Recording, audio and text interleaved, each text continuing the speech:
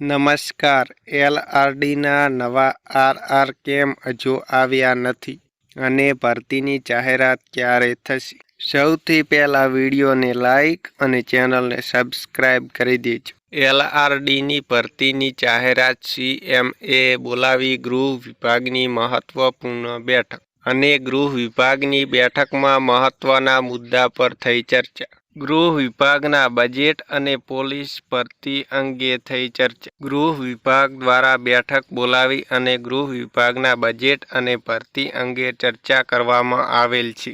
પરંતુ મિત્રો, આરઆર કેમ હજુ આવ્યા નથી? દીપક રાજાણી દ્વારા 13 ડિસેમ્બર 2023ના રોજ ટ્વીટ કરવામાં આવેલ છે. એલઆરડીના આરઆર ઓલમોસ્ટ નક્કી થઈ ગયા. ફિઝિકલમાં માર્ક્સની સિસ્ટમ નીકળી જાય તેવી શક્યતા. ઓબ્જેક્ટિવ સિલેબસમાં થોડો ઘણો થશે ફેરફાર. કાયદા વિભાગની લીલી ઝંડી મળ્યા બાદ આવતા સપ્તાહમાં બહાર પાડવાની સંભાવના. આ ટ્વીટને પણ 25 દિવસ કરતાં વધુ થઈ ગયા પણ હજુ આરઆર આવ્યા નથી.